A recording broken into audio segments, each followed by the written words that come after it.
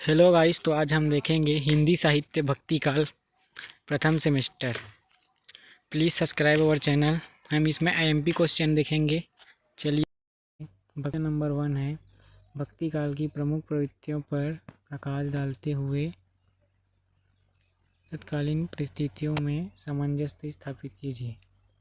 तो चलिए इसका आंसर देखते हैं। इसका आंसर है, भक्ति काल को सामान्यतः दो धाराओं में विभक्त किया जा सकता है। पहला है निर्गुण काव्य धारा और दूसरा है सगुण काव्य धारा।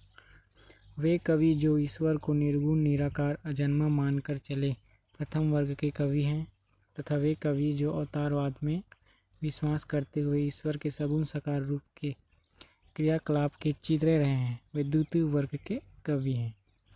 पुनः निर्गुण और सगुण दोनों धाराओं को दो वर्गों में विभाजित किया गया है। निर्गुण धारा के अंतर्गत संत काव्य एवं सूफी काव्य हैं तथा सगुण धारा के अंतर्गत राम काव्य एवं कृष्ण काव्य हैं। संत काव्य को ज्ञानाश्रयी शाखा या ज्ञान मार्गी शाखा भी कहते हैं, क्योंकि ईश्वर की प्राप्ति में ये ज्ञान को अधिक महत्व देते हैं। तो देखिए गाइस, यहाँ पे ध्यान दीजिए, संत काव्य को ज्ञानाश्रयी शाखा या ज्ञान मार्गी शाखा भी कहते हैं, क्योंकि ईश्वर को प्राप्त करने के लिए ज्ञान को अधिक महत्व देते हैं। संत काव्य ज्ञान श्रेयी शाखा या ज्ञान मार्गी शाखा है। और सूफी काव्य है प्रेम श्रेयी शाखा, प्रेम मार्गी शाखा। सूफी काव्य है प्रेम शाखा, प्रेम मार्गी शाखा। इसमें ईश्वर की प्राप्ति के लिए प्रेम तत्व को अनिवार्य मानते हैं। इन चारों काव्य धाराओं का प्रतिनिधित्व करने वाले कवियों में क्रमशः कबीर, जायसी, सूर और तुलसी के नाम भी लिए जा सकते हैं। भक्ति काल के व्यापक फलक को देखते हुए यद्यपि यह संभव नहीं है कि इन सभी कवियों को सामान्य प्रवृत्ति का विवेचन एक स्थान पर कर दिया जाए, तथापि उनके काव्य में कुछ ऐसे सामान्य तत्व भी उपलब्ध हो जाते हैं जिनका विवेचन हम इन प्रवृत्तियों के अंतर्गत करेंगे। चलिए देखते हैं उन प्रवृत्तियों को। तो पहला है भक्ति भावना की प्रधानता। भक्ति काल में भक्ति तत्व की प्रधानता रही है। इसे आधार बनाकर ही आचार्य शुक्ल ने इस कालखंड का नामकरण भक्ति काल रखा है। देखिए, यहाँ पे देखने वाली बात है, भक्ति भावना की प्रधानता है हमारा पहला टॉपिक। तो इसमें भक्ति काल में भक्ति तत्व की प्रधानता रही है, इसलिए इसको ही आधार बनाकर आचार्य शुक्ल ने इस कालखंड का नामकरण भक्ति काल ही रखा है। कबीर ने भक्ति की महत्ता को स्वीकार करते हुए लिखा है, हरि भक्ति जाने बिना मुड़ी मुआ संसार। जायसी ने प्रेम मार्ग को ईश्वर की प्राप्ति के लिए आवश्यक माना है, वह भी भक्ति का ही एक तत्व है। सूर की गोपियों तो भक्ति एवं प्रेम की प्रतिमूर्ति है ही, तथा भक्त कवि तुलसीदास का तो सारा काव्य भक्ति रस से ओतप्रोत है।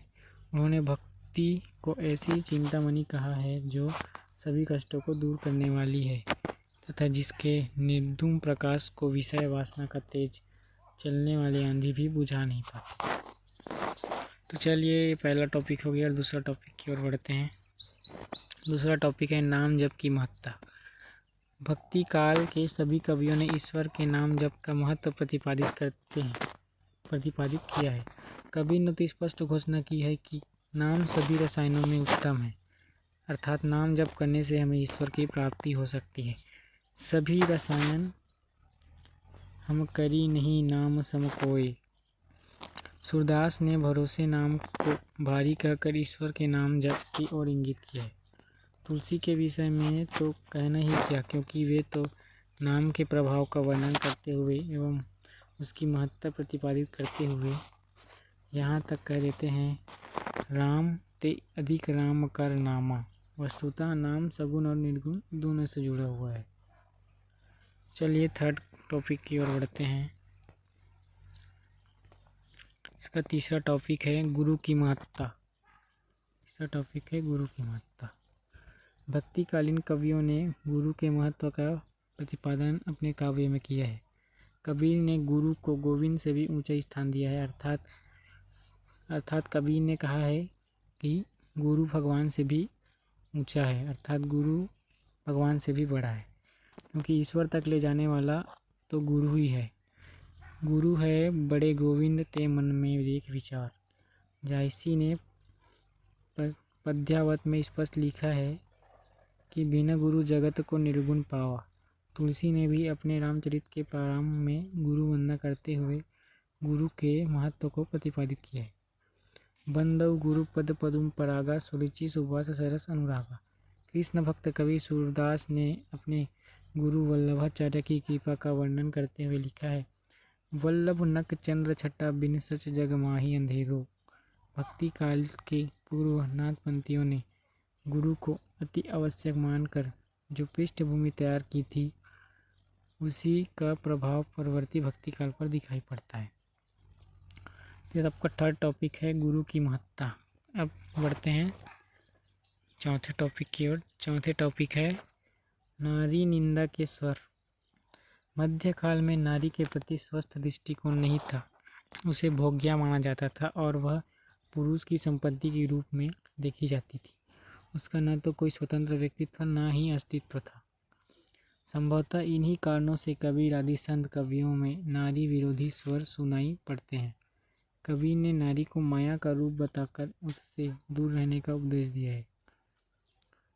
जारी की झाई पड़त अंधा होत भुजंग, कबीरा तिनके कौन गते जो नित नारी के संग। तो तुलसी ने रामचरित में स्थानीय स्थान पर नारी निंदा करते हुए उससे अवगुणों की खान और नरक का द्वार तक कह दिया है। रामचरितमानस में नारी के संबंध आई हुई यह पंक्ति तुलसी के नारी निंदा के रूप में प्रतिष्ठित करती रही है। बोल गंवार शूद्र पशु नारी, ये सब ताड़न के अधिकारी। जायसी और सूर यद्यपि नारी निंदा के स्वरमुखर नहीं है, तथापि कहीं कहीं सूर की गोपियों ने आत्मवर्णन करते हुए नारी की इन स्थितियों को द्योतित किया है। आपका चौथा टॉपिक यही है नारी निंदा के स्वर। इसको कोई समझाने वाली अधिक बात नहीं है, इसको आप समझ जाएंगे। चलिए पांचवें टॉपिक की ओर बढ़ते हैं। तो पांचवा टॉपिक है सत्संग की महिमा। सत्संग की महिमा। भक्ति काल के सभी कवियों ने एक स्वर से सत्संग की महिमा का बखान किया है। तो भक्ति काल में सभी कवियों ने सत्संग की महिमा का बखान किया है और कहा है, तुलसी ने तो स्पष्ट घोषणा की है कि बिना सत्संग के विवेक नहीं आता, अर्थात बिना सत्संग के बुद्धि विवेक कुछ नहीं आता और यह राम कृपा से ही सुलभ होता है। बिनु सत्संग विवेक न होई, राम कृपा बिना सुलभ न सोई। कबीर की मान्यता है कि साधु संगति सदैव दूसरों के कष्ट का निवारण करती है। सत्संग से गंधी के साथ के समान बिना कुछ खर्च किए भी सुवास प्राप्त होती रहती है। दुष्टों की संगति से बचने के लिए वे कहते हैं, कबीरा संगति साधु की हरे और की व्याधि, संगति बुरी असाधु की आठी पहर उपाधि। सत्संग की महिमा ये पांचवा टॉपिक है। चलिए अब छठवां टॉपिक की ओर बढ़ते हैं। सदाचरण पर बल।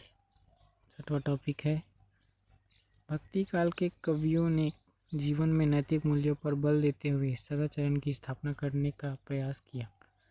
वे सत्य, अहिंसा, परोपकार, निर्भीमानता, सहजता को जीवन में समाविष्ट करने पर जोर देते हैं। भक्त वही हो सकता है जो अहंकार से रहित हो और एक एक करके अपने दुर्गुणों को छोड़ता जाए। इसलिए कवि कह रहे हैं गाइस कि भक्त वही हो सकता है जो अपने अंदर घमंड ना रखे, जो अपने अंदर अहंकार से रहित हो और एक एक करके अपने दुर्गुण अर्थात अपने बुरे विचारों को छोड़ता जाए। कबीर ने जहाँ समाज में नैतिक मूल्यों का समावेश करने हेतु हिंदू मुसलमानों को उपदेश दिए और उनकी बुराइयों की ओर इंगित किया, वहीं तुलसी ने राम के रूप में एक आदर्श उपस्थित कर लोगों के समक्ष अनुकरणीय उदाहरण प्रस्तुत किया। भक्ति काल का संपूर्ण काव्य भारतीय सभ्यता और संस्कृति का आख्यान है। सदाचरण पर बल, ये आपका छठवां टॉपिक है। अब सातवां टॉपिक देखते हैं, सहानुभूति पर बल। भक्त कभी शास्त्र ज्ञान पर नहीं, सहानुभूति पर बल देते हैं। कोरा शास्त्रबान किसी का कल्याण नहीं कर सकता। अर्थात भक्त कवि जितने भी हैं वो शास्त्र ज्ञान पर नहीं, सहानुभूति अर्थात कर्म पर करते हैं भरोसा, देखने पे भरोसा करते हैं। क्योंकि तुलसी की मान्यता है, वाक्य ज्ञान अत्यंत निपुण भव पार न पावे कोई। कबीर ने भी यह घोषणा की है कि पोथी पढ़ने से कुछ भी उपलब्ध नहीं होता। पोथी पढ़ी पढ़ी जग मुआ, पंडित भया न कोई। वे कागज की लिखी हुई बात की तुलना में आंखों देखी बात पर अधिक विश्वास करते हैं। तू कहता कागज की लेखी, मैं कहता आँखिन की देखी। ये श्लोक याद कर लेना गाइस, पेपर में आएंगे, लिखना पड़ेगा इन श्लोकों को, फिर आप लोगों को अच्छे मार्क्स मिलेंगे इससे। सुर की गोपियों भी शास्त्रज्ञ पंडित उद्धव का उपहास करती हुई अपने प्रेमानुभाव को ही अधिक वरीयता देती है। ये आपका लास्ट टॉपिक था गाइस, इतना लिख लीजिएगा आप, तो आपको आराम से 10 में से 10 नंबर मिल जाएगा। अगर कंपटीशन की तैयारी कर रहे हैं वो भी बच्चे उपलब्ध हैं तो इन सबको अच्छे से पढ़ लीजिएगा। चलिए देखते हैं नेक्स्ट क्वेश्चन। तो चलिए गाइस दूसरे क्वेश्चन के बढ़ते हैं। आपका दूसरा क्वेश्चन है, भक्ति काल के संत काव्य प्रमुख कवियों के योगदान की समीक्षा कीजिए।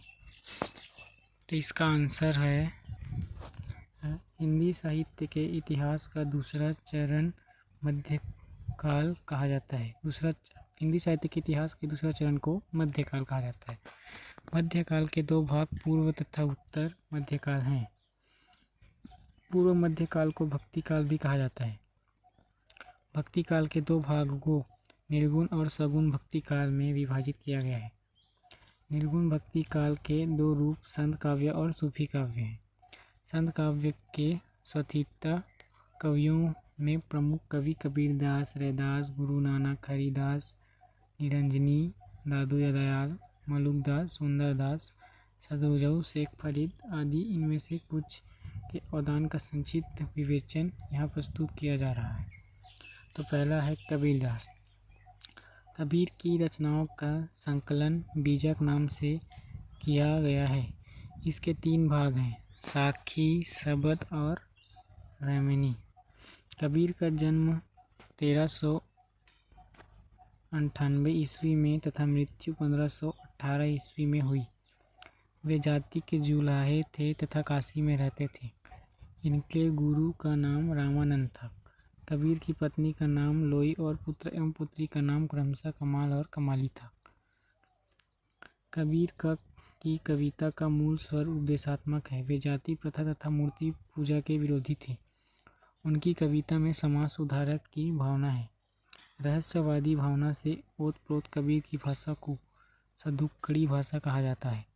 भाषा पर उन्हें जबरदस्त अधिकार प्राप्त था, इसलिए आचार्य हजारी प्रसाद द्विवेदी उन्हें वाणी का डिटेक्टर भी कहते हैं।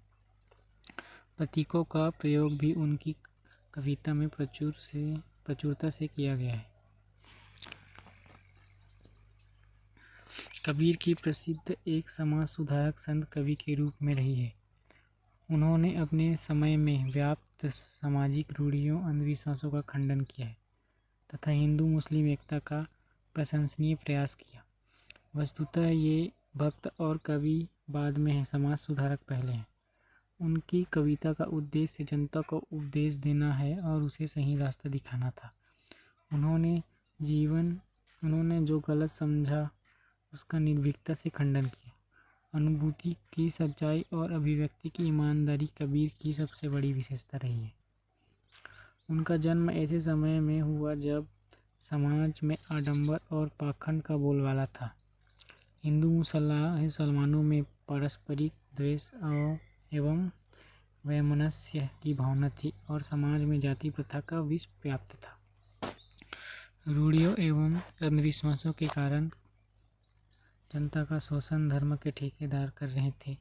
कबीर में इन सब पर एक साथ प्रहार किया। वे सही अर्थों में प्रगतिशील चेतना से युक्त ऐसे कवि थे जो अपार साहस, निर्भीकता एवं सच्चाई के हथियारों से लैस थे। उन्होंने बिना कोई पक्षपात किए हिंदू और मुसलमान दोनों की बुराइयों पर प्रहार किया। रामानंद, तो आपका दूसरा है रामानंद। रामानंद जी का जन्म 1398 ईस्वी में तथा मृत्यु 1468 ईस्वी में हुई। ये कान्य कुंज ब्राह्मण थे। इनकी शिक्षा काशी में हुई थी। भक्तमाल के अनुसार रामानंद के 12 शिष्य थे, जिनका उल्लेख आचार्य रामचंद्र शुक्ल ने अपने हिंदी साहित्य का इतिहास में किया है। इन 12 शिष्यों के नाम पर इस प्रकार थे: अनंतानंद, सुखानंद, सुरसुरानंद, नरहरियानंद, भावानंद, पीपा, कबीर, सेन, घना, रवास, सुरखुरी और पद्मावती। रामानंद के शिष्यों में कबीर, पीपा, अनंतदास और धना प्रसिद्ध हैं। इनके गुरु का नाम राघवानंद था। इन्होंने रामावत संप्रदाय का प्रवर्तन किया। तीर्थ यात्रा, मूर्ति पूजा, वेदांती का विरोध करते हुए इन्होंने अंतः साधना पर बल दिया। रामानंद के गुरु राघवानंद जी ने सिद्धांत पंचमात्रा नामक ग्रंथ की रचना की। चलिए अब देखते हैं। तीसरा है रैदास। ये जाति के जाटव थे और काशी के निवासी थे। इनके जन्म काल के संबंध में निश्चय पूर्वक कहना संभव नहीं है। कुछ विद्वानों ने इन्हें प्रसिद्ध भक्त कवियत्री मीरा का गुरु भी माना है। रैदास का एक अन्य नाम रविदास भी था। संत बानी सीरीज के अंतर्गत इनकी रचनाओं का संकलन रविदास की बानी शीर्षक से हुआ है। इनके लिखे हुए 40 पद गुरु ग्रंथ साहब में भी संकलित हैं।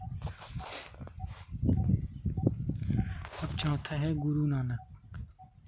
सिख संप्रदाय के प्रवर्तक गुरु नानक का जन्म 1469 ईस्वी में तलवंडी में हुआ था, जिसे अब ननकाना साहब के नाम से जाना जाता है। नानक के पद गुरु ग्रंथ साहब में संकलित हैं।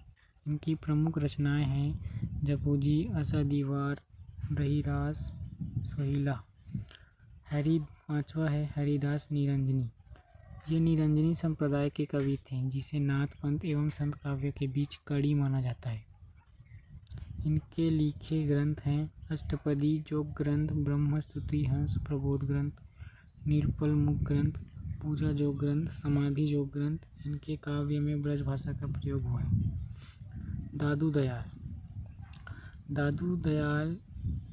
दादू पंथ के प्रवर्तक दादू दयाल एक समाज सुधारक एवं धर्म सुधारक कवि थे। वे एक रहस्यवादी कवि के रूप में प्रसिद्ध थे। इनके पंथ को परम ब्रह्मा संप्रदाय भी कहा जाता है। रबजब, प्रागदास, सुंदरदास, जनगोपाल इनके प्रमुख शिष्य थे। इनकी रचनाओं का संकलन हरडेवानी नाम से उनके शिष्यों संतदास एवं जगन्नाथ दास ने प्रस्तुत किया है। आचार्य परशुराम चतुर्वेदी द्वारा संपादित दादू दयाल में भी उनकी प्रामाणिक रचनाएं संकलित हैं। तो अगला देखते हैं गाइस। सातवां है मलुकदास। मलुकदास का समय 1574 ईस्वी से 1682 ईस्वी के बीच है, अर्थात यह मुगल काल के संत कवि हैं। आलसियों का महामंत्र अजगर करे न चाकरी, पंछी करे न काम, दास मलुक का कही गए, सबके दाता राम, इन्हीं का रखा हुआ है। मलुकदास के लिखे हुए ग्रंथों के नाम ज्ञान बोध, रतन खान, भक्ति विवेक, सुख सागर, भक्त वच्छावली, बारह खड़ी, स्फुटपट, राम अवतार, लीला, ब्रज लीला तथा पुष्पचरित है। तो चलिए गाइस, हम 2 ही क्वेश्चन के साथ इस वीडियो को समाप्त करते हैं, वरना वीडियो बहुत लंबा हो जाएगा। Please like, subscribe.